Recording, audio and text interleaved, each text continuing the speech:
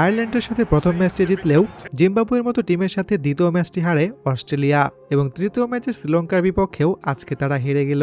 বিশ্লেষকরা যেখানে তাদেরকে সেমিফাইনালিস্ট হিসেবেই বিবেচনা করে, সেখানে কিনা গ্রুপ পর্ব থেকেই এখন তাদের বাদ পড়ার মতো অবস্থা। মূল পর্বে যেতে হলে এখন তাদের বাংলাদেশের মতোই সমীকরণ মিলাতে হবে এবং তাকিয়ে থাকতে হবে জিম্বাবুয়ের ম্যাচের ওপর। টসে হেরে আগে ব্যাটিংয়ে নেমে খুব একটা খারাপ রান করেনি অস্ট্রেলিয়া, তবে শ্রীলঙ্কার ঘরের মাঠে অবশ্যই এটা অনেক কম ছিল। মিচেল মার্শ এবং ট্রাভিস হেড ছাড়া কেউই বড় স্কোর করতে পারেনি। এই দুজন ব্যাটসম্যান আউট হতেই উইকেটে পুরো ধস লেগে যায় অস্ট্রেলিয়ার। 20 ওভারে অল উইকেট হারিয়ে তারা রান তোলে 181। 182 রানের এই টার্গেটকে কোনো টার্গেটই মনে করেনি শ্রীলঙ্কা। তারা যেভাবে ব্যাটিং করেছে তাতে 200 রান হলেও আজকে অস্ট্রেলিয়ার নিস্তার ছিল না। প্রথম নিশাঙ্কা ছিলেন একাই 100।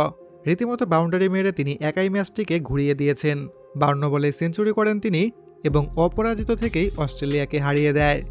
গ্রুপ পর্বে 6 পয়েন্ট নিয়ে মূল পর্বে কোয়ালিফাই করে ফেলেছে শ্রীলঙ্কা। এখন অস্ট্রেলিয়া যদি মূল পর্বে যেতে চায় তাহলে অবশ্যই তাদের সমীকরণ মেলাতে হবে।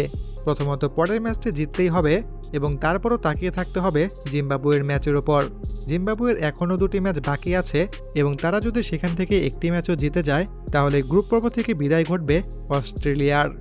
প্রিয় দর্শক, আপনার কি মনে হয় অস্ট্রেলিয়া কি আদৌ মূল পর্বে যেতে পারবে? আপনার মতামত অবশ্যই জানাবেন কমেন্ট বক্সে।